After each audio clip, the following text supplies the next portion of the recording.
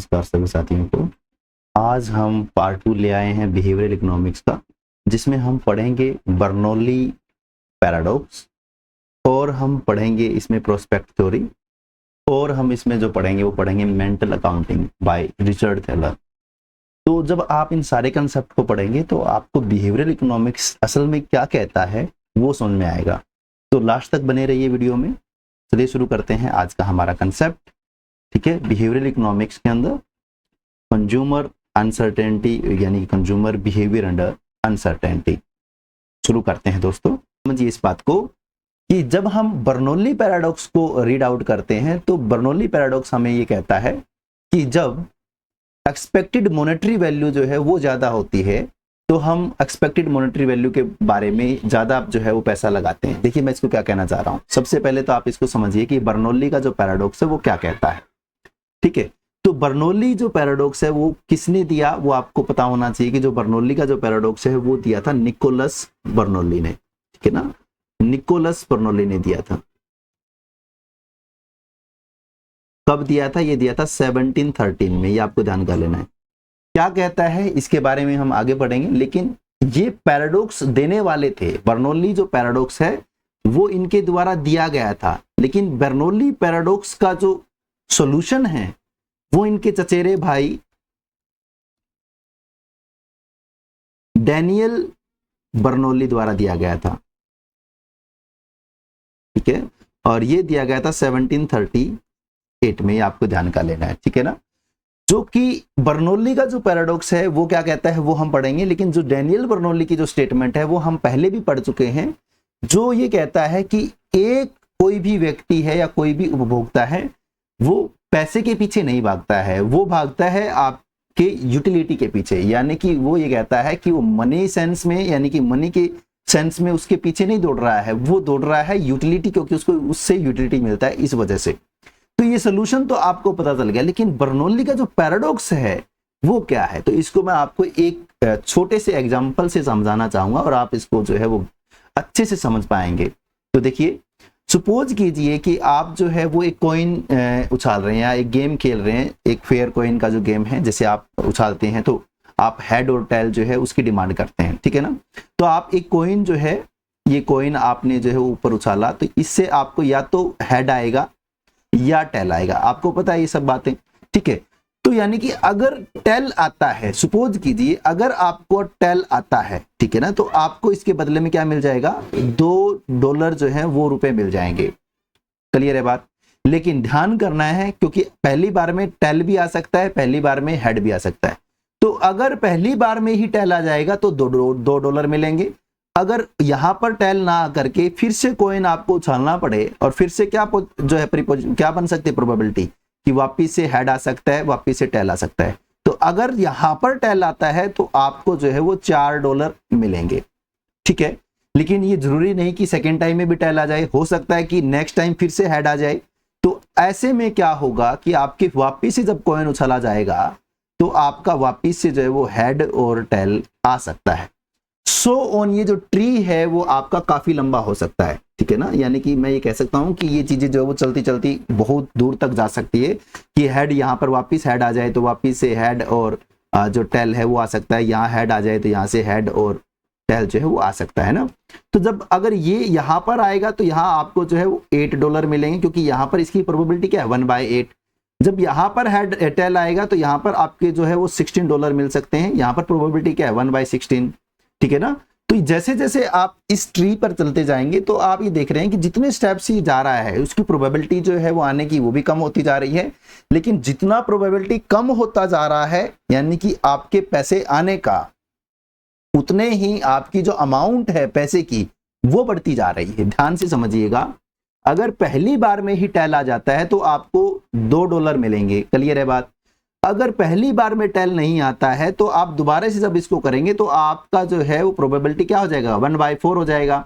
ठीक है ना, प्रोबेबिलिटी यहाँ पर क्या हो जाएगा? यहाँ पर प्रोबेबिलिटी आपका क्या हो जाएगा? 1/4। जब 1/4 हो जाएगा तो आपका जो डॉलर है वो $4 हो जाएंगे। यानी कि जैसे जैसे प्रोबेबिलिटी कम हो रही है, यहाँ पर प्रोबेबिलिटी क्या है? यहाँ पर जो प्रायिकता वो क्या है? 1/2 है। यानी कि आप पहली बार जब उछाल रहे हैं तो या तो ये आएगा या फिर ये आएगा, यानी कि इन दो में से ये एक आने के चांस है ना। तो 1/2 है प्रोबेबिलिटी, तो डॉलर कितना मिल रहा है आपको, $2 मिल रहा है। लेकिन यहाँ पर ऑलरेडी हेड आ गया है, यानी कि ये 1/2 और इस 1/2 का 1/2 यानी कि 1/2 का 1/2 यानी कि 1/4, ठीक है ना। तो यहाँ पर आपका जो है वो 1/4 जो है वो प्रोबेबिलिटी है टेल आने का, तो यहाँ पर आपको मिल रहा है $4। इसका मतलब क्या हुआ, अब ध्यान से समझना, इसका मीनिंग ये हुआ कि आपकी जो प्रोबेबिलिटी है जैसे जैसे कम हो रही है, ठीक है ना, यानी कि जो प्रोबेबिलिटी है आपकी वो जैसे जैसे कम हो रही है वैसे वैसे जो अमाउंट है आपका वो बढ़ रहा है, ठीक है, वो अमाउंट जो है वो आपका बढ़ रहा है। तो बर्नौली ये कहते हैं कि जब आप ऐसे कोई भी गेम खेलते हैं या ऐसा जब कोई भी आप पैसा लगाते हैं, जुआ खेल रहे हैं, तो ऐसे में जब आपकी अमाउंट जो है वो बहुत ज्यादा होती है तो आपका जो पैसा लगाना है वो भी बहुत ज्यादा होना चाहिए। समझिए मैं क्या कहना चाह रहा हूं, मैं ये कहना चाह रहा हूं कि जैसे जैसे आप नीचे की तरफ आएंगे तो आपको जो है $32 जो है लग रहे हैं। सो ऑन ये जो बेल है, ये जो ट्री है, ये ट्री क्या होगा आपका, चलता जाएगा ऐसे, है ना, और n नंबर पे आ जाएगा, यानी कि n नंबर तक चीजें जा सकती है। जब n नंबर तक जा सकती है तो आपका जो अमाउंट है वो भी क्या n नंबर तक चला जाएगा। क्लियर है ना बात। जब वो भी n नंबर तक चला जाएगा तो इसका मतलब क्या हुआ, इसका मतलब ये हुआ कि आपका इनाम जो है वो अनंत हो सकता है, ठीक है ना। आपका जो भी इनाम है वो क्या होगा, वो अनंत हो सकता है। जब आपका इनाम अनंत हो सकता है तो क्या आप उसके लिए करोड़ों रुपए नहीं लगा सकते। समझ में आई ना बात। जब आपका इनाम जो है वो अनंत हो सकता है तो क्या आप उसके लिए करोड़ों रुपए नहीं लगा सकते। तो बर्नौली कहता है कि जब लोगों से ये पूछा जाता है कि देखिए जितना लेट आपको जो टेल मिलेगा उतनी बड़ी अमाउंट आपको मिलेगी, यानी कि प्रोबेबिलिटी जितनी कम है टेल आने की उतना बड़ा अमाउंट आपको मिल रहा है, तो आप कितना पे करने के लिए रेडी हैं, ठीक है ना। तो वो कहता है कि लोग उसके लिए बहुत कम पे करने के लिए रेडी होते हैं, ठीक है ना, जबकि अमाउंट क्या है, बहुत बड़ा है। अमाउंट बहुत बड़ा होने के कारण उसके ऊपर जो बैट है, जो शर्त है, जो मैं कहूं कि जुआ है, वो बड़े अमाउंट का खेला जाना चाहिए। लेकिन बर्नौली कहता है कि जो लोग हैं वो उसके ऊपर बहुत कम ही जो है वो रुपए लगाने को रेडी होते हैं, बहुत कम बैट जो है वो लगाने को रेडी होते हैं। इसी को कहते हैं बर्नौली पैराडॉक्स। क्यों, क्योंकि बहुत ज्यादा अमाउंट की जब शर्तें, यानी कि बहुत ज्यादा पैसा आपका आएगा, यानी कि बहुत बड़ी अमाउंट में आपको जब पैसा आएगा तो आप बहुत बड़ी शर्त लगाने के लिए रेडी होने चाहिए, क्योंकि अमाउंट भी जो है आपकी क्या है, बहुत ज्यादा बड़ी है, पैसा जो है आपको बहुत ज्यादा मिलने वाला है।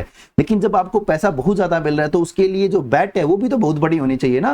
वो कहता है कि बैट बहुत बड़ी होनी चाहिए, लेकिन लोग जो है वो बैट देने के लिए बहुत कम पैसे जो है वो निकाल करके दे रहे हैं। इसका मतलब क्यों पैसा कम निकाल करके दे रहे हैं, क्योंकि वहां पर उस बैट के आने की जो प्रोबेबिलिटी है वो क्या है, वो बहुत कम है, ठीक है ना। तो अभी इसको आप जो है वो ड्रीम 11 से, या आप जो ऐसा कोई एप्लीकेशन आपने देखा सर्कल 11, या ऐसे बहुत सारे आपने एप्लीकेशंस देखे जहां पर आपको जो है क्या मिलता है कि आप जो है वो 11 करोड़ रुपए जीत सकते हैं, लेकिन उसका जो बेट अमाउंट है वो कितना है, वो आप देखते हैं कि 49 रुपीज है, यानी कि 50 रुपए आप लगाओ, लेकिन इस 50 रुपए से आपको 11 करोड़ रुपया मिल जाएगा। तो 11 करोड़ रुपए जीतने के लिए अगर मैं ये कहूं कि 11 करोड़ रुपया इतना बड़ा ह्यूज अमाउंट उसको अगर जीतना है, उसको अगर प्राप्त करना है, तो वो क्या सिर्फ 49 से लगाएगा, वो उसके लिए 1 लाख रुपए तो लगा ही सकता है ना बैट।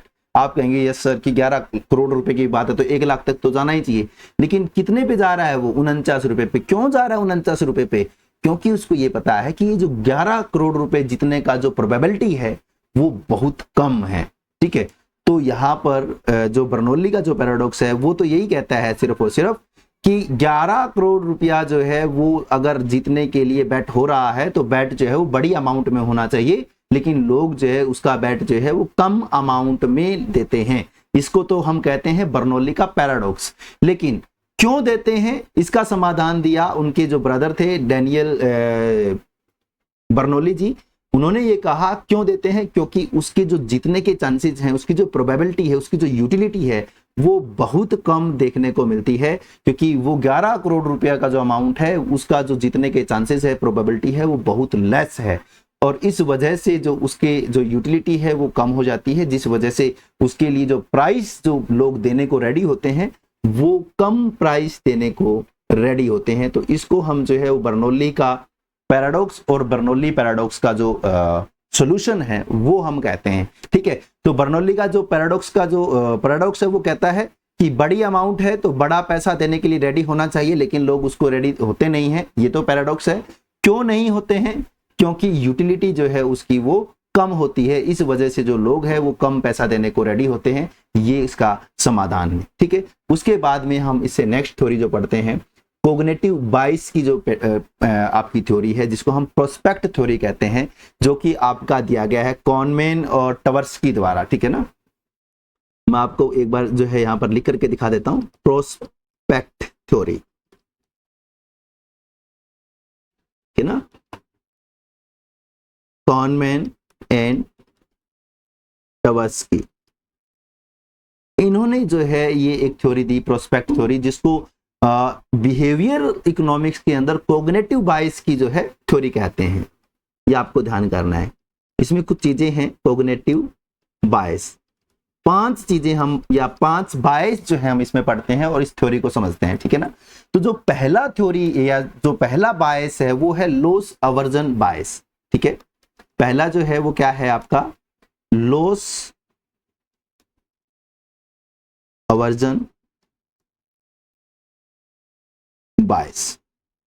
ध्यान से समझिएगा, लास्ट तक जब आप इसको समझेंगे तो आपको ये थ्योरी जो है वो पता लग जाएगा कि क्यों इस थ्योरी को जो है सबसे बड़ा संकलन कहा जाता है कोग्निटिव बाइस का।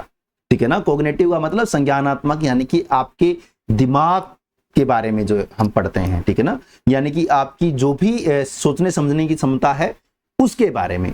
तो लॉस अवर्जन बाइस जो है वो क्या कहता है, लॉस अवर्जन बाइस जो है वो ये कहता है कि कोई भी जो कंज्यूमर होता है, ठीक है ना, कोई भी कंज्यूमर होता है वो मनोवैज्ञानिक रूप से यानी कि साइकोलॉजिकल तौर पर उस कोई चीज जो पाता है ना उसको उतनी खुशी नहीं होती जितना वो खोता है उसको दर्द होता है। समझ रहे हो मैं क्या कहना चाह रहा हूं? मैं ये कहना चाह रहा हूं कि अगर सपोज करें कि आपको 1000 रुपए जो है वो मिल जाते हैं, तो आपको 1000 रुपए मिलने की जो खुशी है, ठीक है, वो आप ध्यान करेंगे कि भाई मेरे को 1000 रुपए अगर मिल जाते तो मैं कितना खुश हो जाऊंगा। लेकिन अगर वही 1000 रुपए मेरी जेब से गिर गया तो मेरे को कितना दुख होगा। तो वो कहता है कि लॉस अवर्जन बायस के अकॉर्डिंग कॉनमैन और टवर्स्की ये कहते हैं कि 1000 रुपए मिलने की जो खुशी है आपकी वो कम होती है 1000 रुपए के गुम होने का जो लॉस है उससे। ठीक है ना, यानी कि आप जो है आपने नुकसान, जो भी आपका नुकसान हुआ है उस नुकसान से ज्यादा प्रभावित होते हैं, जबकि फायदे से कम प्रभावित होते हैं।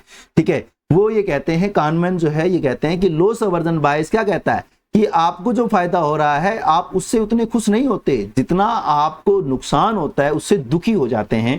तो ये जो पहली थ्योरी है, यानी कि ये जो पहला बायस है वो आपका कहलाता है लॉस अवर्जन बायस। ठीक है, फिर आप जो दूसरा बायस पढ़ते हैं, दूसरा बायस जो है वो आपका कहलाता है फ्रेमिंग इफेक्ट। ये आपको ध्यान में रखना है, फ्रेमिंग इफेक्ट। ठीक है ना, फ्रेमिंग इफेक्ट में क्या कहता है, ये कहता है कि कोई भी उपभोक्ता जो है वो शुद्ध मूल्य को नहीं देखता, यानी कि वो जो वैल्यू है उसको ना देख करके वो इस बात से प्रभावित होता है कि जो जानकारी देने वाला है वो उसको किस तरीके से पेश कर रहा है, किस तरीके से फ्रेम कर रहा है। सपोज कीजिए, जैसे आप जो है वो इसको मैं जो है वो एक एग्जांपल से बता रहा हूं फ्रेम कैसे किया जाता है। जैसे सपोज कीजिए कि आप किसी जगह पर चले गए, ठीक है ना, और सपोज कीजिए कि आप हॉस्पिटल में चले गए। तब आप हॉस्पिटल में जाते हैं और कोई पर्सन वहां पर सीरियस है, ठीक है, तो डॉक्टर के पास में आप जाएंगे, डॉक्टर कहेगा कि भाई इसके जो बचने के चांसेस हैं, यानी कि इसके जो बचने के चांसेस है वो 90% है, यानी कि 90% मैं ये कहता हूं कि ये बच जाएगा। ठीक है, आप जो है वो इतना पैसा जो है वो आप जमा करवा दीजिए, 10 लाख रुपए आप जमा करवा दीजिए, लेकिन इसके 90% चांस है कि बच जाएगा। तो आप क्या करते हैं, आप उनकी बात मान करके वो 10 लाख रुपए जमा करवा देते हैं। क्यों? क्योंकि आपको 90% बचने के चांसेस दिख रहे हैं, सकारात्मकता दिख रही है वहां पर। ठीक है, अब आप इसको देखना, डॉक्टर ये कहे कि भाई 10% चांस है कि वो मर जाए, ठीक है ना, 10% चांस है कि वो जो है वो एक्सपायर हो जाए, तो आप 10 लाख रुपए जमा करवा दीजिए। अब आप 10 लाख रुपए जमा नहीं करवाएंगे, आप कहेंगे कोई और जो कारण है या कोई और जो चीजें हैं या कोई और ट्रीटमेंट हो सकता है। सर क्या ट्रीटमेंट हो सकता है? इसका मतलब क्या हुआ कि दोनों सिचुएशन सेम है, यहां भी तो 90% चांस है ना बचने के, और यहां भी तो 10% चांस है किसी चीज के जो है वो गलत हैपन होने के। लेकिन यहां पर आपने जैसे उसने कहा कि 90% चांस है बचने के, तो आप 10 लाख देने को रेडी हो गए। लेकिन जब उसने कहा कि 10% चांस है कि हम बचा नहीं पाएंगे, तो आप उस 10 लाख को देने की बजाय आप दूसरे ऑप्शन पर जाना पसंद कर रहे हैं। इसको कहते हैं हम फ्रेमिंग इफेक्ट, कि वो कैसे प्रस्तुत कर रहा है। अगर वो अच्छे से यानी कि सकारात्मक रूप से प्रस्तुत कर रहा है, तो आप जो है वो रिस्क अवर्जर बन जाते हैं, रिस्क अवर्जर, ठीक है ना, रिस्क अवर्जर बन जाते हैं। और अगर वो नेगेटिवली इसको फ्रेम कर रहा है, तो आप रिस्क लवर बन जाते हैं, ठीक है ना। यहां से डायरेक्ट क्वेश्चन जो है वो उठता है, ये आप ध्यान करेंगे फ्रेमिंग इफेक्ट में से, कि अगर पॉजिटिवली अगर वो फ्रेम कर रहा है तो क्या होगा, तो रिस्क अवर्जर हो जाएगा, और नेगेटिवली अगर वो फ्रेम कर रहा है तो क्या होगा, रिस्क लवर हो जाएगा। यानी कि देखिए, जब वो कह रहा है कि 90% चांसेस है कि हम उसको बचा लेंगे, तो आप 10 लाख रुपए दे रहे हैं, यानी कि वो जो कह रहा है उसी पर आप चल रहे हैं, यानी कि सर्टेनिटी पे आ गए, निश्चितता पर आ गए, है ना। जब आप निश्चितता पर आ गए तो निश्चितता को आ जाते हैं, तो उसको हम बोलते हैं रिस्क अवर्जर। लेकिन जैसे ही 10% की बात आई कि भाई 10% चांस है कि हम उस व्यक्ति को खो देंगे, तो 10% वो नेगेटिवली उसको फ्रेम कर गया उसने। तो जब उसने नेगेटिवली फ्रेम कर दिया, तो हम जो है ये कहते हैं कि नहीं, इसको जो है वो चेंज करते हैं, यानी कि हम जो है वो रिस्क पर आ गए, ठीक है। तो जब हम रिस्क पर आ जाते हैं, तो हम उसके जो भी हमारी सर्टेनिटी है उसको छोड़ करके दूसरे ऑप्शंस के ऊपर चले जाते हैं, तो वो हमारा कहलाता है रिस्क लवर बिहेवियर, ठीक है। तो ये कहता है, जो कानमैन और जो टवाइस्की है वो कहते हैं कि पहली बात तो जो व्यक्ति है वो अपने नुकसान से डरता है, जिसको उसने लॉस अवर्जन बायस कहा। वो कहता है कि उसको खोने का डर जो है वो ज्यादा होता है पाने की खुशी से, ये लॉस अवर्जन बायस। फिर वो कहता है कि दूसरी बात इस बात पे डिपेंड करती है कि फ्रेम कैसे किया गया है, कैसे उसको रिप्रेजेंट किया गया है। अगर उसने पॉजिटिवली रिप्रेजेंट किया है तो वो रिस्क अवर्जर हो जाएगा, अगर उसने नेगेटिवली रिप्रेजेंट किया है तो वो रिस्क लवर हो जाएगा। तो इस प्रकार से आपने ये 2 बायस देख लिए। तीसरा जो बायस है वो आपका है एंकरिंग, ठीक है ना, एंकरिंग इफेक्ट, ये आप ध्यान करेंगे। तीसरा जो है आपका वो आपका आ जाता है एंकरिंग इफेक्ट। ध्यान से समझना एंकरिंग इफेक्ट क्या कहता है। देखिए, वो कहता है कि कोई भी उपभोक्ता जो उसकी एब्सोल्यूट वेल्थ होती है ना, उसके आधार पर निर्णय नहीं लेता, यानी कि जो पैसे है, जो धन है उसके पास में, उसके ऊपर वो जो है फैसले नहीं ले रहा है, वो फैसले ले रहा है रेफरेंस पॉइंट से। रेफरेंस पॉइंट यानी कि जो अभी अभी पहली बार उसको मिला है। जैसे देखिए कैसे क्या कह रहा हूं मैं। सपोज कीजिए कि आप मार्केट में गए, और मार्केट में जैसे ही आप गए तो किसी ने जो है वो 3000 रुपए लिख करके, ठीक है ना, 3000 रुपए लिख करके, और यहाँ पे लिख रखा था 50% ऑफ, ठीक है। और कोई जो जीन्स है वो यहाँ पर टांग रखी थी, ठीक है ना, कोई जीन्स जो है वो आपने यहाँ पर लगा रखी थी, और उसने कहा कि 3000 की थी, अब उस पर क्या कर दिया हमने, 50% ऑफ कर दिया। रेफरेंस क्या है इसमें, 3000 रुपए, यानी कि ये आपका रेफरेंस है 3000 रुपए। आपको ये 3000 रुपए दिखेंगे और उस 3000 की 50% दिख रही है, आप उसको सस्ता मानेंगे कि सस्ती है, 1500 रुपए की मिल रही। असल में हो सकता है कि ये जो भी जीन्स है वो 1500 रुपए की हो। समझ रहे हो मैं क्या कहना चाह रहा हूं। हो सकता है कि वो 1500 रुपए की है, लेकिन आपने उससे कंपैरिजन नहीं किया उसको कि 1500 की है कि 1000 की है कि 2000 रुपए की है। आपने इस 3000 से देखा। इस 3000 को हम बोलते हैं रेफरेंस पॉइंट, और ये कर रहा है एंकर, यानी कि इसको हम बोलते हैं एंकरिंग इफेक्ट, यानी कि जो पहले आपको दिखता है, ठीक है, उससे ही आप अंदाजा लगाते हैं कि दूसरी वस्तु जो है वो सस्ती है या महंगी है, ठीक है। आप उसकी एक्चुअल वैल्यू जो है उससे पता नहीं लगाते हैं, यानी कि रेफरेंस पॉइंट से आप देख रहे होते हैं कि वो वस्तु जो है वो सस्ती है या महंगी है, जिसको हम बोलते हैं एंकरिंग इफेक्ट। क्लियर है बात। उसके बाद में हम देखते हैं जो इंडाउनमेंट इफेक्ट है, फोर्थ वन जो है हमारा, जिसको हम बोलते हैं इंडाउनमेंट इफेक्ट, ठीक है ना, इंडाउनमेंट इफेक्ट,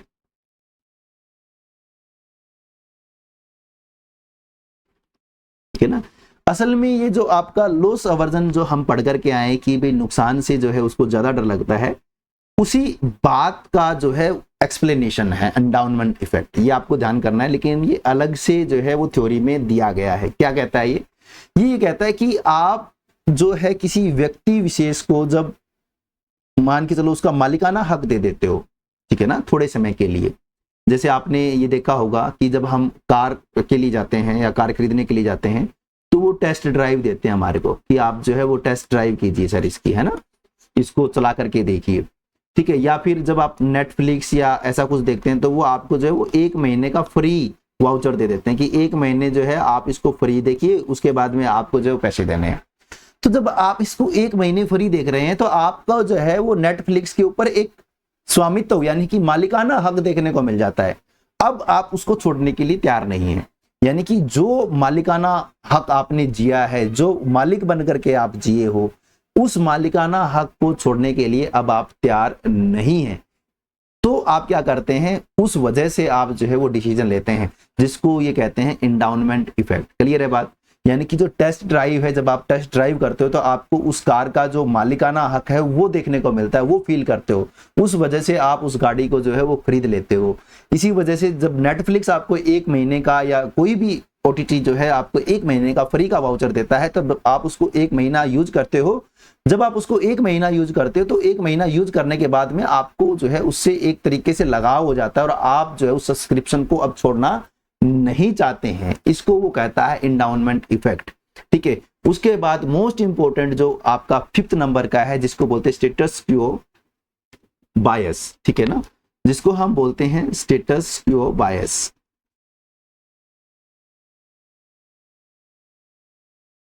यथास्थिति,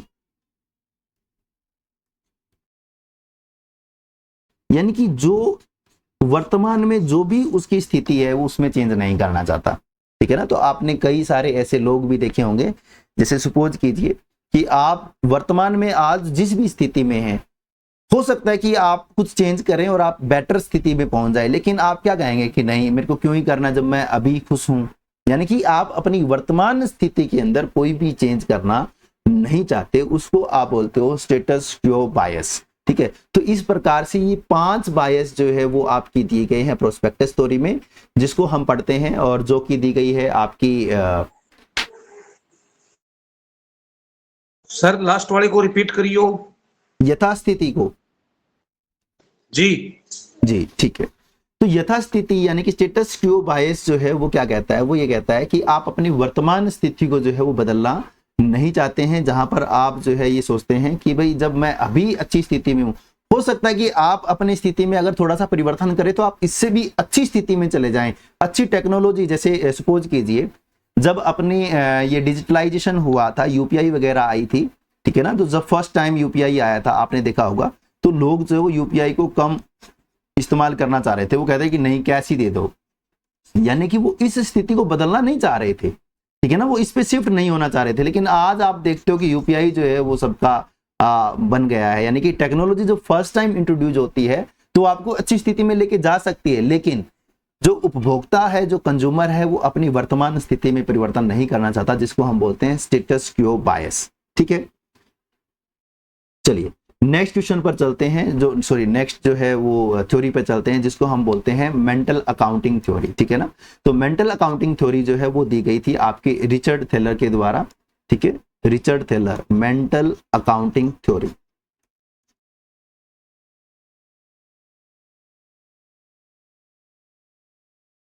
रिचर्ड थैलर, और आपको पता ही है रिचर्ड थैलर जो हैं वो बिहेवियरल इकोनॉमिक्स के फादर हैं। ठीक है ना, और बिहेवियरल इकोनॉमिक्स के फादर हैं क्योंकि इन्होंने जो है मेंटल अकाउंटिंग थ्योरी जो है वो इंट्रोड्यूस किया था। और क्या कहता है ये मेंटल अकाउंटिंग थ्योरी, वो ये कहता है कि कोई भी जो पैसा होता है, ठीक है ना, जो भी कोई भी पैसा है, यानी कि सपोज कीजिए 1000 रुपए जो है हम एक ऐसे व्यक्ति को दे रहे हैं जो बहुत अमीर है, यानी कि एक अमीर व्यक्ति है, उसको अगर हम 1000 रुपए देंगे, ठीक है, और एक गरीब व्यक्ति है अगर हम उसको 1000 रुपए देंगे, ध्यान से समझिएगा, 1000 रुपए अगर हम अमीर व्यक्ति को दे रहे हैं तो अमीर व्यक्ति के लिए उसकी जो यूटिलिटी है वो कम होगी, यानी कि 1000 रुपए की जो यूटिलिटी है वो अमीर व्यक्ति के लिए कम होगी, लेकिन 1000 रुपए गरीब व्यक्ति के लिए उसकी यूटिलिटी जो है वो बहुत ज्यादा होगी। ठीक है, तो जो आपका क्लासिकल जो अर्थशास्त्र है, इकोनॉमिक्स है, यानी कि जो आपका ट्रेडिशनल इकोनॉमिक्स है, जो ये कहता है कि 1000 रुपए की जो यूटिलिटी है वो समान रहती है, आप पढ़ करके आए हैं, है ना, जिसमें आपका ये कहते हैं कि मनी की मार्जिनल यूटिलिटी क्या रहती है, कांस्टेंट रहती है। उस बात को ये जो आपकी मेंटल अकाउंटिंग थ्योरी है ये गलत साबित करती है। ये कहता है कि भाई 1000 रुपए जो है वो अमीर के लिए कुछ अलग यूटिलिटी दे रहा है और गरीब के लिए अलग यूटिलिटी दे रहा है। यानी कि जो यूटिलिटी होती है वो लीनियर नहीं होती है, नॉन लीनियर होती है, ये आपको ध्यान कर लेना है, ठीक है ना। यूटिलिटी जो है वो नॉन लीनियर होती है, ये यहां से निकला है कि यूटिलिटी नॉन लीनियर है। ये बात जो है वो आपकी मेंटल अकाउंटिंग जो थ्योरी है रिचर्ड थैलर की, वो कहती है, ये आपको ध्यान कर लेना है, ठीक है। फिर ये इसको जो है दो चीजों पर जो है बांटता है, जिसमें से पहला आपने पढ़ लिया कि पैसे के जो सोर्स है उसके अकॉर्डिंग अगर हम देखेंगे तो ये पैसे के सोर्स के अकॉर्डिंग है, यानी कि सोर्स ऑफ मनी के अकॉर्डिंग आप इसको ऐसे डिफाइन करेंगे, क्योंकि यहाँ पर यूटिलिटी जो है वो डिफरेंट हो जाती है। दूसरा आप पढ़ते हैं कंजप्शन की दृष्टि से, ठीक है ना। तो जब आप कंजप्शन की दृष्टि से इसको रीड करेंगे तो आप इसको जो है कैसे पढ़ेंगे, देखिए कंजप्शन की दृष्टि से जब हम इसको देखते हैं तो वो क्या कहता है, वो कहता है कि एक व्यक्ति जो होता है ना, उसके पास जो टोटल मनी है, जो टोटल कंस्ट्रेंट है, उस टोटल कंस्ट्रेंट को वो मेंटल अपने दिमाग के अंदर जो है वो अलग अलग बॉक्स में रखता है, मेंटल बॉक्स में रखता है। वो ये कहता है मेंटल बॉक्स क्या हो गया, जैसे वो कहता है कि भाई सपोज कीजिए एक व्यक्ति के पास 10,000 रुपए है, ठीक है, तो वो 10,000 रुपए में से वो कहेगा कि बच्चे की फीस, ठीक है ना, उसने एक बॉक्स बना रखा बच्चे की फीस, जिसमें उसको जो 2,000 रुपए देने हैं बच्चे की फीस के लिए, ठीक है। घर के खर्च, जो रसोई के खर्च है उसके लिए उसने बना रखा है 3,000 रुपए देने हैं, ठीक है ना। और कोई भी किराया वगैरह जो है उसको उसने बना रखा है कि 1,000 रुपए देना है। तो ऐसे उसने अलग अलग जो है अपने दिमाग में बॉक्सेस बना रखे हैं, ठीक है। तो जब वो अपने दिमाग में जो उसने बॉक्सेस बना रखे हैं उस बॉक्सेस के अकॉर्डिंग कहता है कि वो कंजप्शन जो है वो डिफरेंट वे में करता है, ठीक है ना। डिफरेंट वे का मतलब कि वो उस हर एक बॉक्स के अकॉर्डिंग जो उसकी अलग तरीके से डिसीजन लेने की क्षमता होती है, अलग तरीके से जो है वो डिसीजन लेता है। अगर वो मेहनत से रुपए कमाता है, ध्यान से समझना इस बात को, क्या कहता है रिचर्ड थैलर, और ये बहुत इंपॉर्टेंट है, ये बार बार पूछा जाता है एग्जाम में। क्या कहता है रिचर्ड थैलर, कहता है कि अगर उसने वो पैसे मेहनत से कमाए हैं तो वो जो पैसा है उसको खर्च करेगा तो बहुत सोच समझ के करेगा, ठीक है। और अगर उसको जो वो पैसे हैं वो जुए से या अचानक किसी तरीके से मिल गए हैं, प्राप्त हो गए हैं, ठीक है ना, यानी कि उसकी लॉटरी लग गई या उसको पड़े हुए मिल गए, कुछ भी आप सपोज कर लीजिए, अगर उसको मेहनत से अलावा यानी कि पड़े हुए पैसे उसको मिल गए हैं, लॉटरी से पैसे अगर उसको मिल गए हैं, तो वो उन पैसे को खर्च करते समय इतना नहीं सोचता है। तो आप इसको रिलेट कर सकते हैं अपने साथ में। जब आपको घर वाले जो है, कोई भी रिश्तेदार आपको 500-1000 रुपए दे जाते हैं, तो आप उसको 1000 या 500 रुपए को खर्च करते टाइम जो है वो सोचते नहीं है, ठीक है। लेकिन अगर वही 500-1000 रुपए आप कोई काम करके कमा करके लाते हैं तो आप बार बार सोचते हैं कि उस 500-1000 रुपए का हम कहाँ कंज्यूम करें, कहाँ उसका जो है कंजप्शन करें। तो ये जो थ्योरी है वो आपकी कहलाती है मेंटल अकाउंटिंग थ्योरी, जो कि आपकी दी थी रिचर्ड थैलर ने। लेकिन ये जितनी भी थ्योरीज आप पढ़ रहे हैं बिहेवियरल इकोनॉमिक्स में, ठीक है, ये सारी की सारी थ्योरी जो है वो इंडिकेशन देती है मार्केट फेलियर की ओर। और आगे जब हम नेक्स्ट क्लास करेंगे तो उसमें हम पढ़ेंगे कि व्हाट इज मार्केट फेलियर क्या है, और मार्केट किन किन वजह से फेल होती है, और उसमें से फिर एक कंसेप्ट हम पढ़ेंगे एसिमेट्रिक इंफॉर्मेशन का, जहां पर आप जो है वो पढ़ेंगे मोरल हजार्ड और एडवर्स सिलेक्शन, ठीक है। तो नेक्स्ट क्लास में हम ये सब पढ़ेंगे। तो अभी आपका अगर कोई क्वेश्चन है तो प्लीज जरूर से जरूर जो है आप मुझसे पूछ सकते हैं। तो दोस्तों ये आपने पढ़ा बिहेवियरल इकोनॉमिक्स के बारे में। तो ये वीडियो आपको कैसा लगा आप कमेंट बॉक्स में जरूर लिखिएगा। मिलते हैं नेक्स्ट वीडियो के साथ, तब तक जुड़े रहिए परफेक्ट नॉलेज के साथ। पढ़ो ऐसा कि फिर पढ़ना ना पड़े। जय हिंद, जय भारत दोस्तों।